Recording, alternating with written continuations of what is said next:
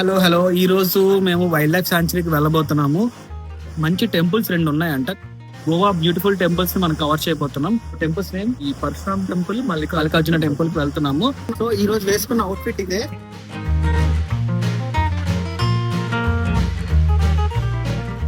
ఎండ అయితే బీభత్సంగా ఉంది.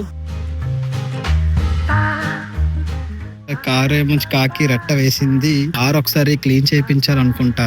వెళ్దామా? మనం స్టార్ట్ చేద్దాం. ఆల్మోస్ట్ అమ్మయ్య ఏసీ ఆన్ చేసి ఉంచడం మంచి పని చేసాం. సో మనం టెంపుల్ కి అయితే రీచ్ అయిపోయాం. సో ఇది మన టెంపుల్ ఎంట్రన్స్ అన్నమాట. అంటే 2 కిలోమీటర్స్ ఉంది.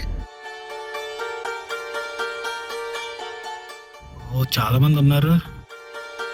టెంపుల్ కూడా పెద్దదేరా.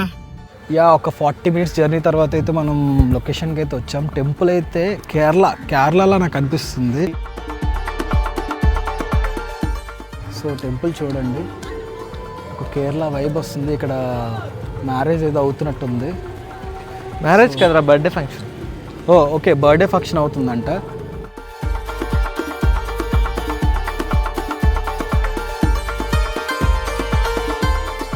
చాలా బాగుంది టెంపుల్ అయితే. డివోషనల్ వైబ్ వస్తుంది నాకు. ఇక్కడ పువ్వులు అవన్నీ ఇస్తున్నారు, బనానా అవి తీసుకుందాం పదా.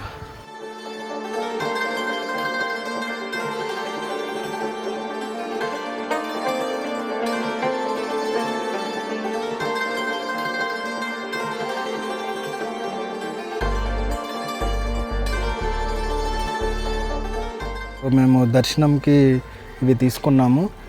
ఒక కోకోనట్, బనానా, పూలదండ ఇచ్చారు, అగరబత్తులు ఇచ్చారంట. 100 రూపీస్ అయింది. టెంపుల్కి ఇప్పుడు వెళ్ళి దర్శనం చేసుకొని ఇక్కడ వెళ్ళాలి.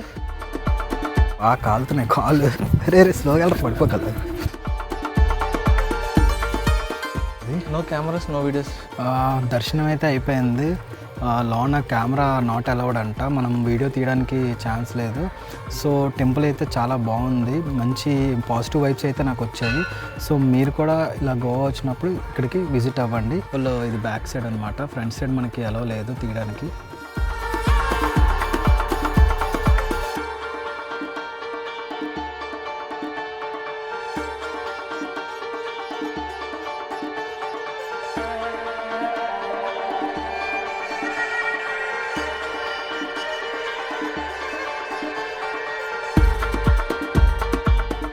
మల్లికార్జున స్వామి టెంపుల్కి అయితే వెళ్ళాము.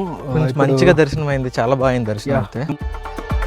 సో ఇంకొక టెంపుల్ ఉందన్నాం కదా, అక్కడికి వెళ్ళబోతున్నాము. అక్కడికి వెళ్ళిన తర్వాత ఆ టెంపుల్ ఎలా ఉందో కూడా చెప్తాము. చాలా పాజిటివ్ వైబ్స్ వచ్చాయి నాకైతే. సో మనం నెక్స్ట్ టెంపుల్కి వెళ్తున్నాం, శ్రీ పరశురామ్ దేవస్థానానికి. ఇక్కడ దగ్గరలో 5.4 kmలో ఉంది. సో టెంపుల్కి అయితే వచ్చేసాం. చాలా యూనిక్ ప్లేసెస్ ఇవన్నీ గోవాలోని, మస్ట్ విజిట్ అని చెప్పాలి. సో టెంపుల్కి అయితే మనం ఎంటర్ అవుతున్నాం. అన్ని భజనలు అన్నీ అవుతూ ఉంటాయి అనుకుంటా.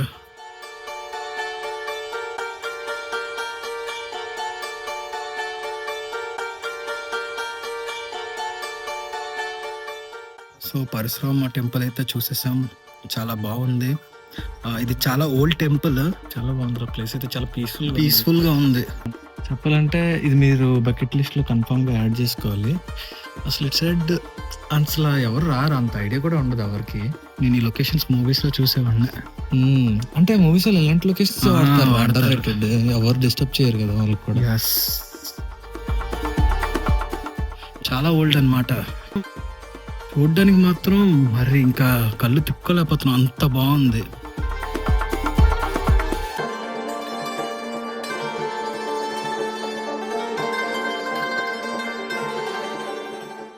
బాగా అలిసిపోయాను. ఇప్పుడు డ్రైవ్ వాడికి ఇచ్చాను. ఇప్పుడు ఫుడ్ తినడానికి వెళ్దామా లేదంటే ఇంకొక లొకేషన్ ఉంది అక్కడికి వెళ్దామా అని ఆలోచిస్తున్నాం.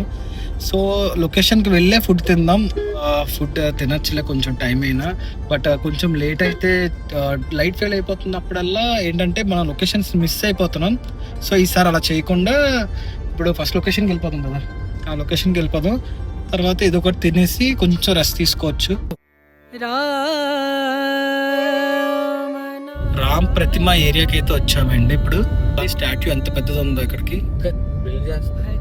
ఇంకా కన్స్ట్రక్షన్ లో ఉంది. జస్ట్ మేము అలా వెళ్తూ చూసాం, మీకు కూడా చూపిద్దామని అలాగా వచ్చాం అన్నమాట. చూడండి చాలా పెద్దది. ఇది ఎప్పుడు స్టార్ట్ చేస్తారో మరి తెలియదు. ఒకసారి పక్కకే కార్ ఆపేసి ఒకసారి చూపిస్తాం మాకు వీలైనంత దగ్గర నుంచి. ఒక నిమిషం స్లోగా రాబరా.